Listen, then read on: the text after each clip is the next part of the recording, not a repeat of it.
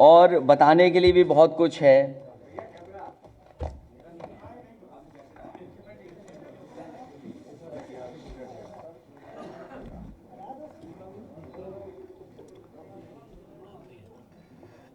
Link डाल दो और बता दो कि उठाओ, काट लो, अभी टाइम में काट लेंगे। ना मैंने नहीं किया। मैं सभी प्रेस के अपने साथियों का धन्यवाद देना चाहता हूं और स्वागत करता हूं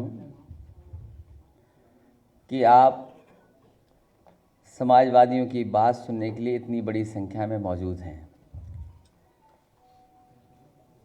हालांकि सरकार का चौथा बजट है। चौथा बजट आखिरी बजट की तरह होता है। उत्तर प्रदेश का जो परसेप्शन था, उत्तर प्रदेश जिसके लिए चर्चा में रहता था, समाजवादी सरकार में पहले एक्सप्रेसवे के नाम से जाना जाता था। मेट्रो कितनी बन रही हैं उसके बारे में जाना जाता था। लेकिन इधर भारतीय जनता पार्टी के लगातार पिछले कुछ वर्षों में जो परसेप्शन उत्तर प्रदेश का बना है, वो गोली और बोली का परसेप्शन बन गया है। और सरकार से स्पॉन्सर्ड जो हत्याएं हो रही हैं, जिसमें कस्टोडियल डेथ या किसानों ने आत्महत्या की हैं, या जिस तरीके से आंदोलन प्रदर्शन कभी किसी ने शांतिपूर्ण ढंग से किया तो उसको पुलिस की गोली मिली। तो पहले उत्तर प्रदेश जाना जाता था एक्सप्रेसवे, ग्रोथ, मेट्रो, लैपटॉप्स, और आज उत्तर प्रदेश जाना जा रहा है गोली और बोली से। और बोली के बारे में मैं बहुत ज़्यादा आपसे चर्चा नहीं करूंगा। सरकार की कोशिश होती है कि अपने सबसे प्रिय काम पहले करें। सरकार का सबसे प्रिय कार्य गंगा मां की सफाई। मां गंगा की कितनी सफाई हुई है आज जमीन पर दिखाई दे रही है। हर जगह खुले नाले चल रहे हैं। और जब बजट भाषण पढ़ा जा रहा है, पहले ही लिखा है कि गंगा यहां है, यमुना भी यहां है। लेकिन न गंगा साफ हुई है, न यमुना साफ हुई है। और गंगा यमुना तब तक साफ नहीं हो सकती जब तक भारतीय जनता पार्टी की सरकार की नीयत ना साफ हो। भारतीय जनता पार्टी की नीयत साफ होगी तो गंगा भी साफ होगी, यमुना भी साफ होगी। और बिना नदियों के जो जुड़ रही हैं उससे, उनके सफाई के बिना गंगा की सफाई संभव नहीं है। और जहां किसान की आय दोगुनी करने की बात कई बार कही गई, न जाने कितनी बार मंचों से कहा गया, मैं जानना चाहता हूं सरकार आखिरकार कितना जमीन पर उतार पाई है। और अगर सेकंड पैराग्राफ हम देखें तो किसानों की आय को लेकर के कहा गया है कि किसान की आय दोगुनी कर दी जाएगी। लेकिन अगर हिसाब किताब ठीक होगा तो 1% भी किसान की आय नहीं बढ़ी है। और भाजपा के अभी तक के चारों बजट छल कपट से भरे रहे हैं। सरकार का दावा रहा कि पहला बजट किसानों के लिए था। सरकार का दावा था कि दूसरा बजट औद्योगिक विकास के लिए था। तीसरा बजट महिलाओं के कल्याण के लिए था। और चौथा बजट जो दावा कर रहे हैं कि ऊर्जा क्षेत्र, शिक्षा, स्वास्थ्य क्षेत्र को बेहतर बनाने के लिए है।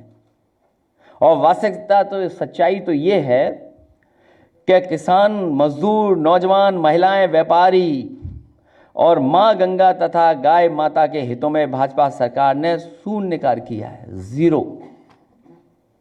और भाजपा सरकार का ये जो आखिरी बजट है, क्योंकि 5वां बजट तो चुनावी बजट होता है, ये जो आखिरी बजट था भाजपा सरकार का, इससे भी कोई आशा उत्तर प्रदेश की जनता को नहीं है। वन डिस्ट्रिक्ट वन प्रोडक्ट का प्रचार तो बहुत हुआ, लेकिन 4 साल के बाद बताइए वन डिस्ट्रिक्ट वन प्रोडक्ट कहां पहुंचा है।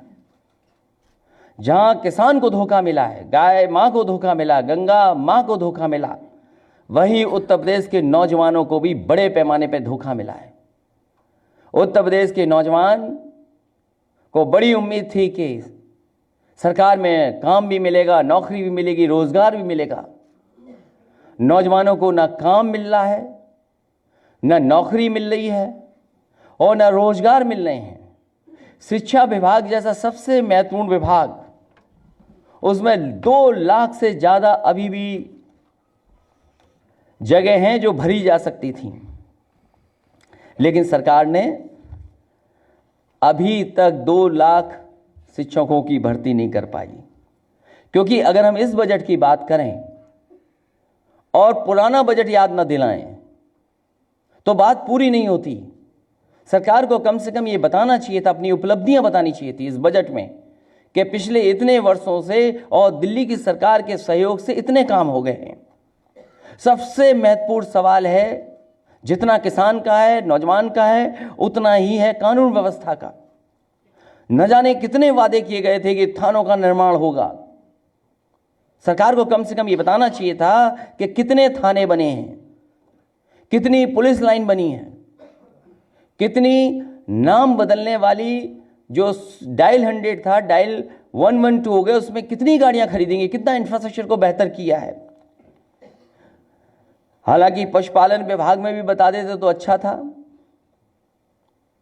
वहां के डॉक्टर बहुत परेशान हैं, पूरा विभाग परेशान है। इतना दुखी विभाग कोई नहीं हो सकता जितना पशुपालन विभाग है। कम से कम जो मेडिकल एजुकेशन में पिछली सरकार में कहा गया कि हम इतनी यूनिवर्सिटी बनाएंगे, कौन सी यूनिवर्सिटी बन गई? आयुष कॉलेज कौन सा बन गया? इस बजट में बताया जा रहा है कि ये एयरपोर्ट बनेगा। लेकिन पहले हमें ये तो बता दें कि पिछले बजट में कहा गया था कि 1000 करोड़ की हवाई पट्टियां और उनको बेहतर करने के लिए इंतजाम होगा। समाजवादी सरकार में नेताजी के समय पर बनी थी चित्रकूट की हवाई पट्टी। चित्रकूट में हवाई पट्टी बनने का काम नेताजी की सरकार में शुरू हुआ, पूरा हो गया समाजवादी पिछली सरकार में। लेकिन सरकार बताए कि हवाई जहाज अभी तक नहीं उतर पाया। कुशीनगर बिल्कुल पड़ोस में बेहतरीन हवाई पट्टी बन चुकी है, बेहतरीन एयरपोर्ट बन गया है, लेकिन अभी तक कोई हवाई जहाज उस पर नहीं उतरा।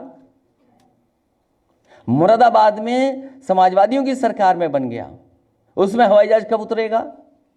मेरठ में हवाई जहाज बनाने की जगह से लेकर के सब इंतजाम पुरानी सरकार में हो गया, लेकिन कब उतरेगा हवाई जहाज वहां पर?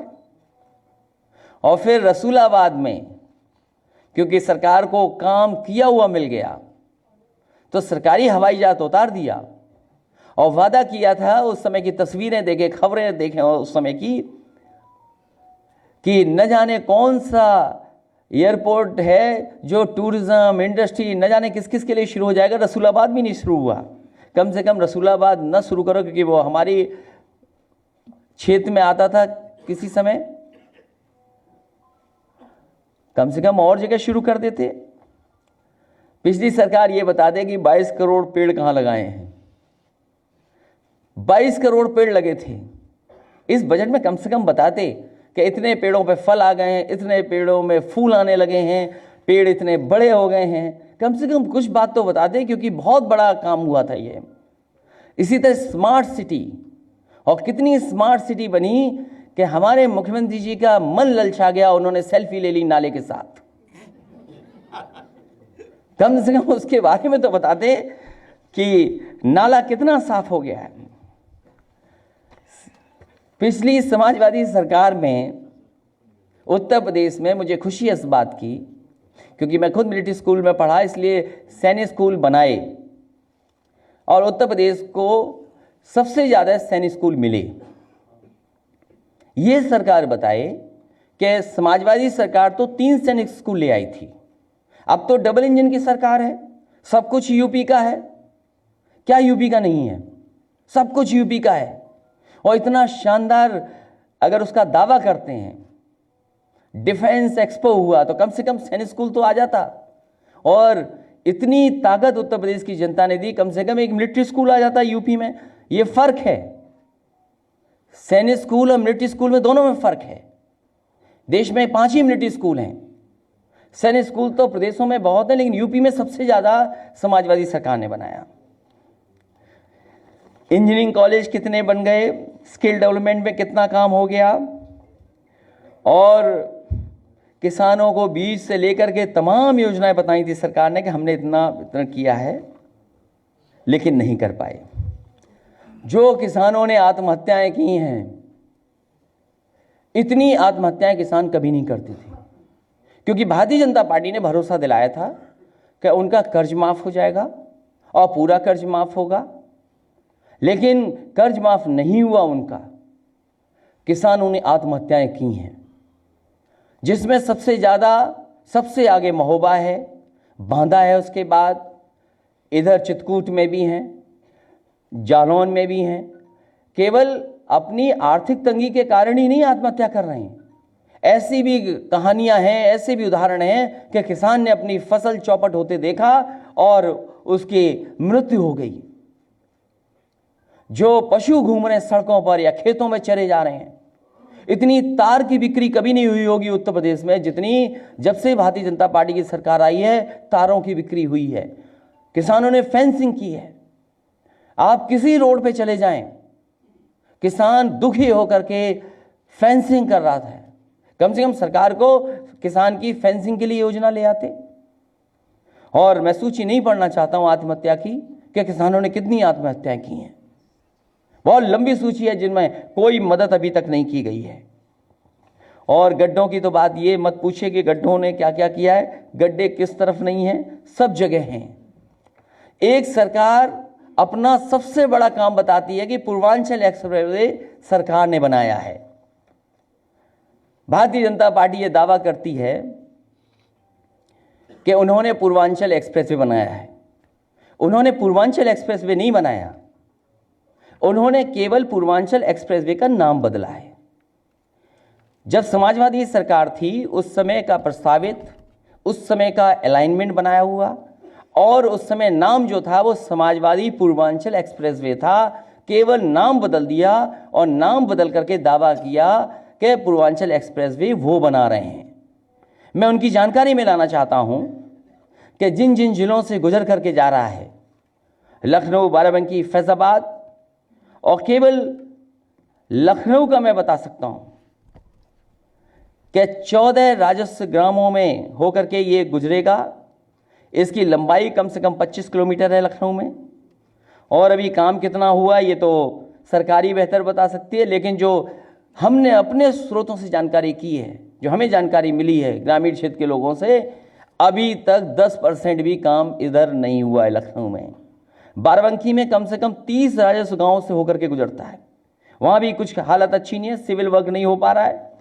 फैजाबाद है इसी तरीके से, अमेठी है, सुल्तानपुर है, अम्बेडकर नगर है, आजमगढ़ है, मऊ है, गाजीपुर है।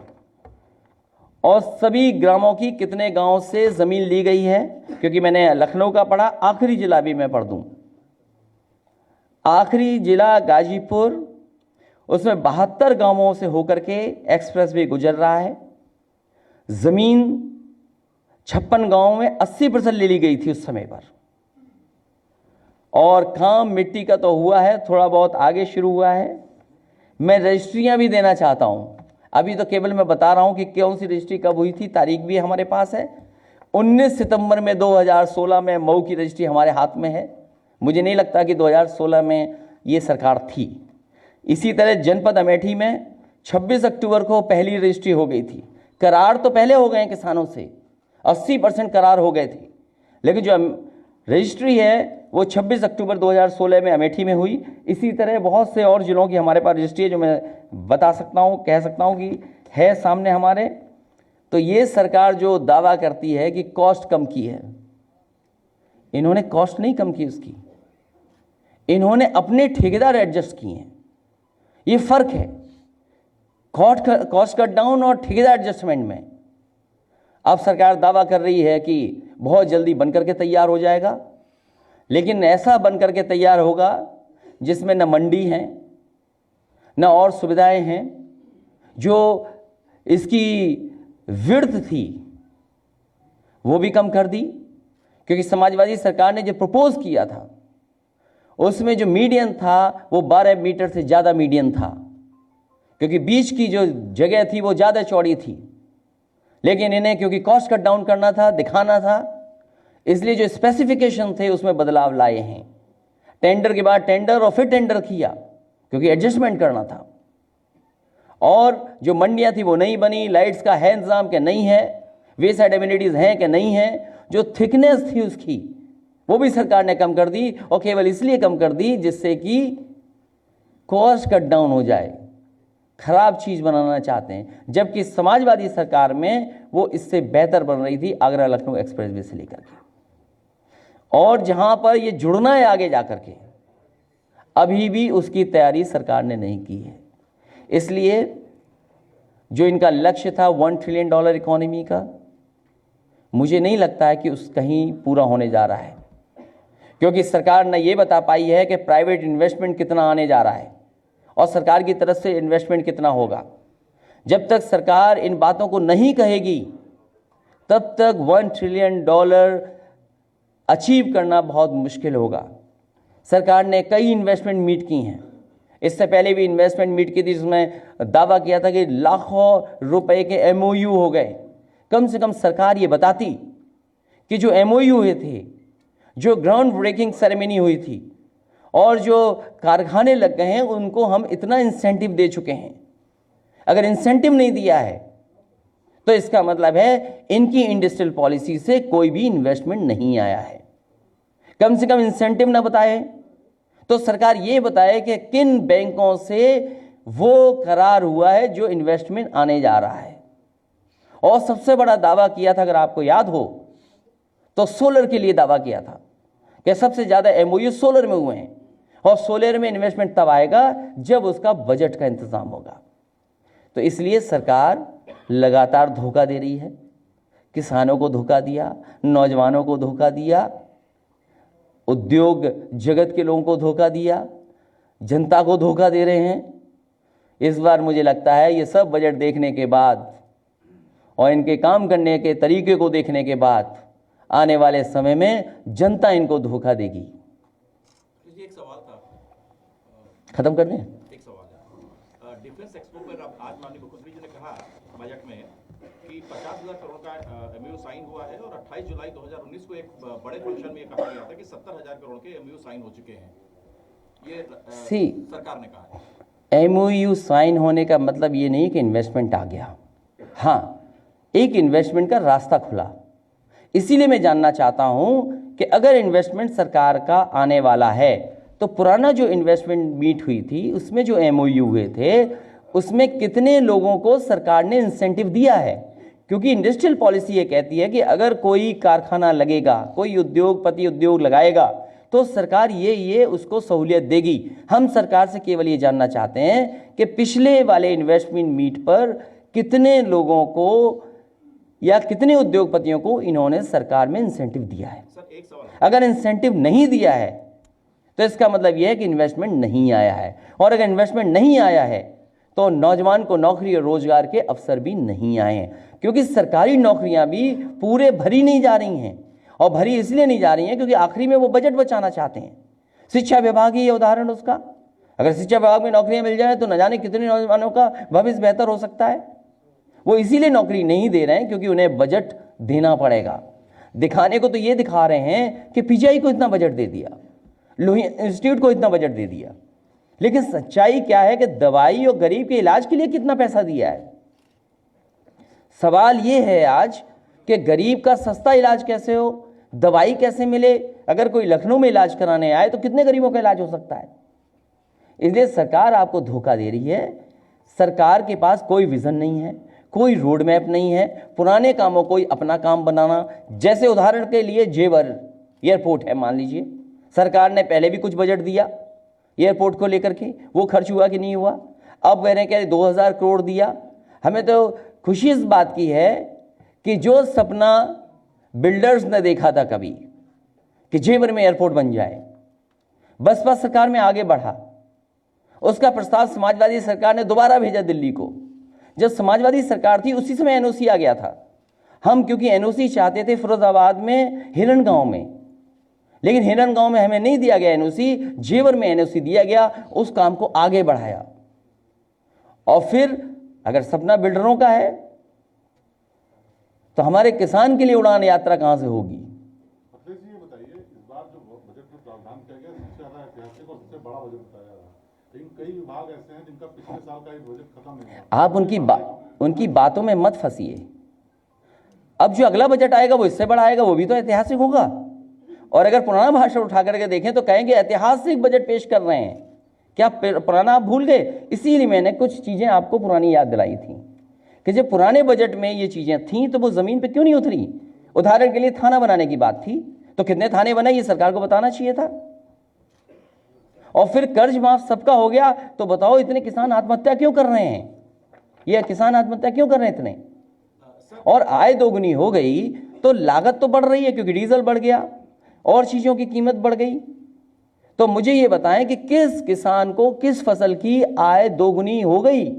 कम से कम सरकार ये उदाहरण तो पेश करती कि हमने धान की आय दोगुनी कर दी। मैं जानना चाहता हूं धान कितना खरीदा गया। और मान लीजिए सरकार के कितने सेंटर्स थे, कितने सेंटर से खरीदा गया? कोई किसान उदाहरण पेश करते कि हाँ किसान की हमने धान खरीदा है, धान नहीं खरीदा गया।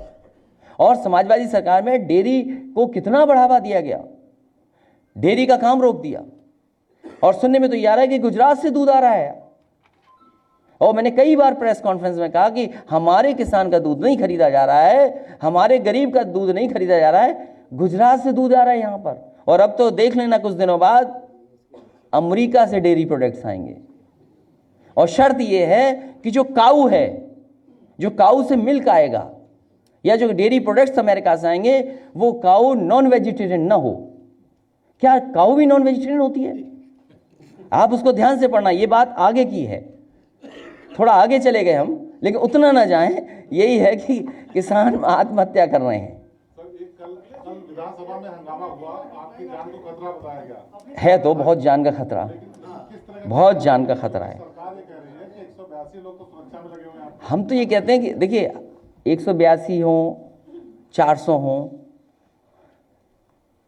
हम केवल ये जानना चाहते हैं, हालांकि मुझे कोई सिक्योरिटी की जरूरत नहीं है क्योंकि हम आजाद रहना चाहते हैं।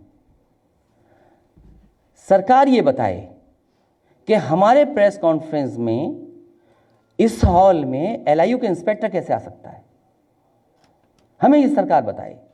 हम पार्टी के कार्यालय में कोई आयोजन करें तो कोई क्यों आ सकता है, कैसे आएगा? और फिर पूरे देश में केवल समाजवादी पार्टी की हमारी एनर्जी हटाई जाएगी? कम से कम सरकार तो ये बता देती कि अब आप वीआईपी नहीं हैं, आपको कोई जान का खतरा नहीं है, आपकी इसलिए एनर्जी हट गई। सर, बीजेपी भी वही कह रही है कि एनर्जी वापस लेने के लिए समाजवादी पार्टी विधानसभा में मुद्दा उठा रही है अखिलेश यादव जी की। मैंने आपसे कहा कि मुझे सिक्योरिटी की जरूरत नहीं। हम तो ये तो चाहते हैं कि जैसे आपने गाड़ी ली, घर लिया, सब लिया, सिक्योरिटी भी ले लो, जब चाहो तब ले लो, क्योंकि हमें साइकिल चलाने में बड़ा आनंद आएगा अकेले। और अभी तो साइकिल की रफ्तार शुरू होनी है, बहुत जल्दी शुरू होगी रफ्तार।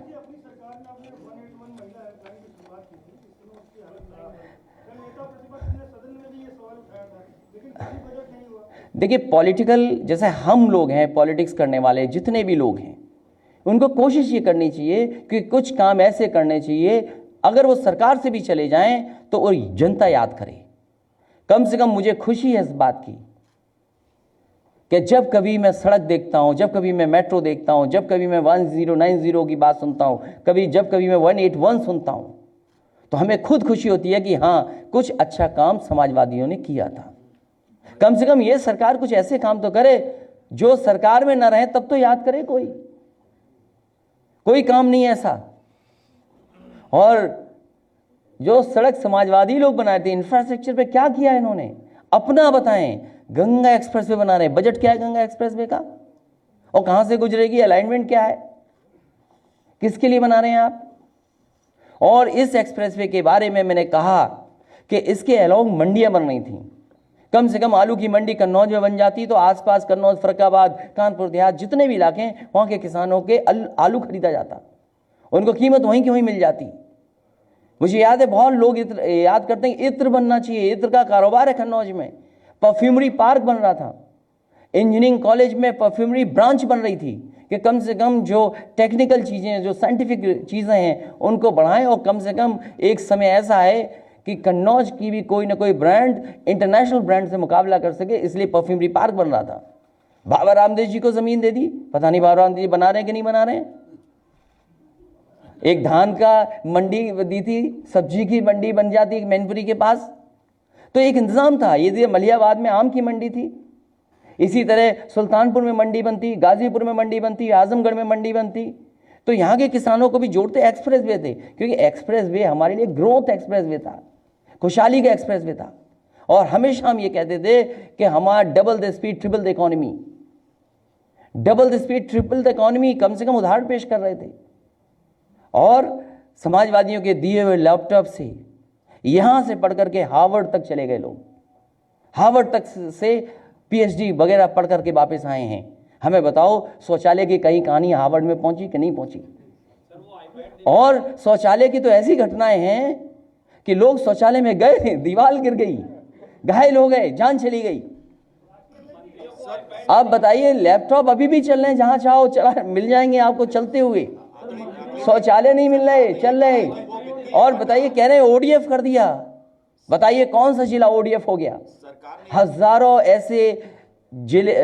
ऐसे शौचालय हैं जो बने ही नहीं है, चाहे वो शाहजहांपुर हो, बरेली हो, बलिया में तो टीम गई थी ओडीएफ होने के, सरकार ने खुद टीम भेजी, सरकार ने टीम भेजी कि ओडीएफ हो गया बलिया, लेकिन जब टीम वापस आई तो उन्होंने कहा रिजेक्ट करिए, ओडीएफ नहीं है। तो बताओ कैसे दावा कर रहे हैं। और बताइए, आज जमाना है इंफ्रास्ट्रक्चर एक्सप्रेसवे का, मेट्रो का, बता रहे मेट्रो बनेगी। अरे कम से कम मुख्यमंत्री जी याद तो रखते, अपनी चीज भूल गए, अपनी चीज भूल गए और अपने यहां लाना भूल गए मेट्रो। मैंने हमेशा यह कहा कि भाई गोरखपुर देखेंगे कब मेट्रो आएगी। जो मुख्यमंत्री, जो सरकार अपना जिला भूल जाए, मेट्रो न ला पाए। हालांकि सैफई में मेट्रो की बात नहीं की मैंने कभी, मैंने नहीं बात की। हम ये इस बात का भी नहीं कहेंगे कि सैफई का सब काम रोक दिया। और मैं आज कह रहा हूं आपसे, ये स्मार्ट सिटी बनते नहीं बनते, ये नहीं बना पाएंगे स्मार्ट सिटी, क्योंकि स्मार्ट सिटी की डेफिनेशन इनके पास खुद नहीं है कि हम स्मार्ट सिटी किसको कहेंगे। लेकिन अगर इन्होंने बजट दिया होता हमारे नेटिव प्लेस को, तो शायद देश का सबसे अच्छा विलेज होता। और यही नहीं, और विलेज बन रहे थे, मिर्जापुर में था, सीतापुर में था, ईस्पर्स विलेजेस जिसमें पानी आरओ था, सब बजट काट दिया इन्होंने, रोक लिया। तो स्मार्ट सिटी तो नहीं बनी कहीं, स्मार्ट सिटी बनी हो तो बताओ। और जो अपना कहा गए भूल गए हों, ऐसे मुख्यमंत्री जो खुद कहे खुद भूल गए। जाते ही झांसी में गए और कहा कि हम मेट्रो लाएंगे झांसी में। बताओ झांसी में मेट्रो कब आएगी? गोरखपुर में आई नहीं। और देखिए जो बुंदेलखंड एक्सप्रेसवे जा रहा है, जो लोग सैफई से सबसे ज्यादा चिढ़ते थे, सबसे ज्यादा चिढ़ने का काम करते थे सैफई से, इटावा से, बुंदेलखंड एक्सप्रेसवे उठा के लाए और इटावा में हमारे सैफई के पास ही जोड़ दिया, आगरा लखनऊ एक्सप्रेसवे। इसलिए हम उन्हें बधाई देते हैं।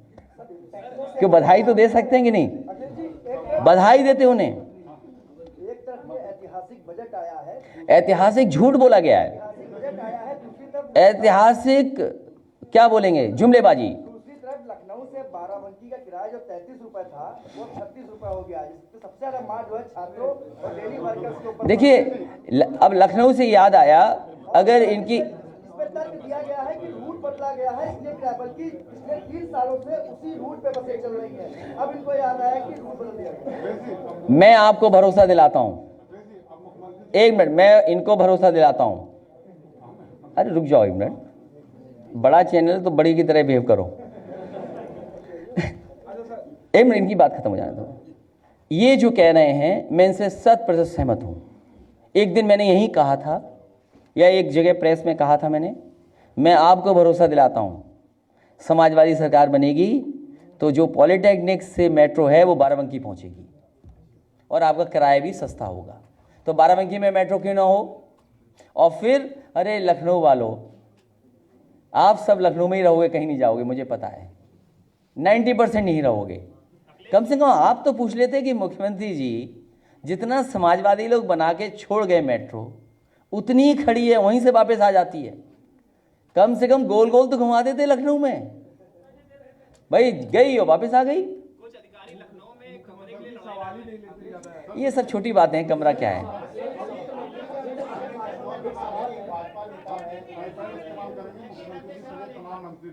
पेपरलेस करना चाहते हैं पूरे सिस्टम। देखिए ये कोशिश हमारी भी थी।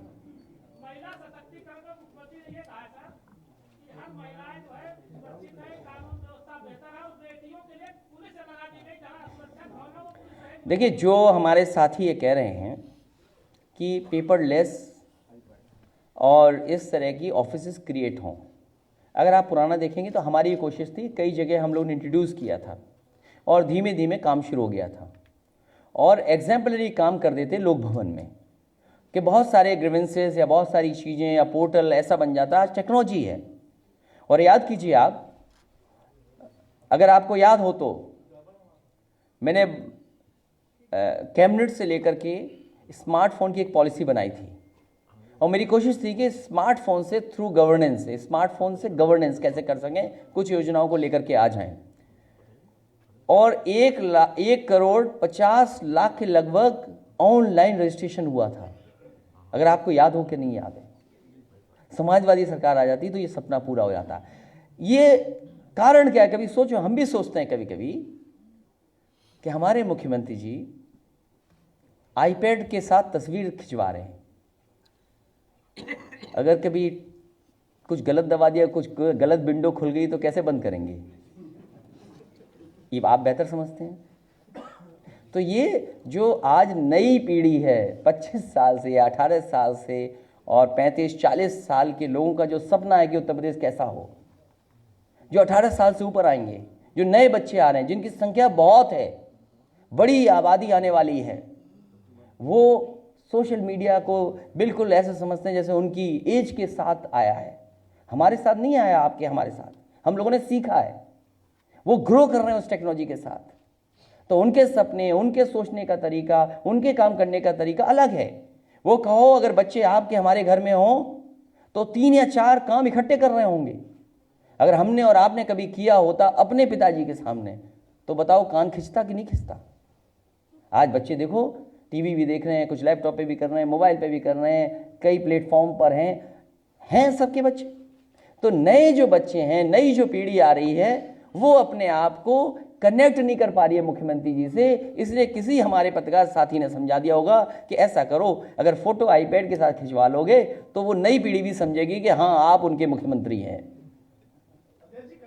इसलिए पेपरलेस ये सरकार नहीं कर पाएगी। जब कभी समाजवादी आएगी तो कुछ स्टेजेस में इंफ्रास्ट्रक्चर क्रिएट कर करके ऑफिसेस, आप देखिए लोक भवन के पीछे क्या शानदार बिल्डिंगें बनी हैं। अगर उसमें केवल एक लाइन बिछा लेते, वो उसमें सब इंतजाम है, केबल बिछाने का, केबल जाने का, केबल पॉइंट्स हैं, कहाँ क्या होना है। अब वो नहीं जाने तो क्या है, वहाँ जाइए। अब क्या बताऊँ मैं, क्या बोलूँ मैं आपको। हमारे सब भगवान हैं, हमारे सब भगवान हैं। और मैं आपको बता दूं, देखिए उस चीज़ में नहीं पड़ी। मैं तो ये कहूँगा कि ये जो दिखाई दे रहा है एक्सप्रेस वे, ये फ्लीट मेरी है। ये गौर से देखो, ये फ्लीट मेरी है। तो सोचो हम वो ज़माने के हिसाब से चलते हैं। कोई फ्लीट लाके दिखाए, अपनी फ़ोटो दिखाए ऐसे एक्सप्रेस वे पे। अच्छा ये बताओ, आपको अच्छा लगता है ये सड़क की? नहीं लगती, बता दो तो बस ख़त्म होगी बात।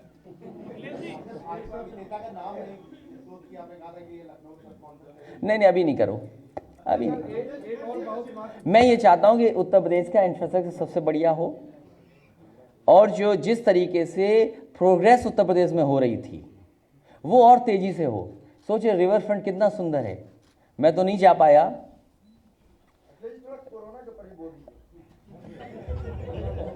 हमारा एक डॉक्टर वहाँ फंसा हुआ है, आशीष यादव ने पार्टी से कहा कि पार्टी से भी बात जानकारी दी थी, और ऐसे बहुत सारे लोग हैं।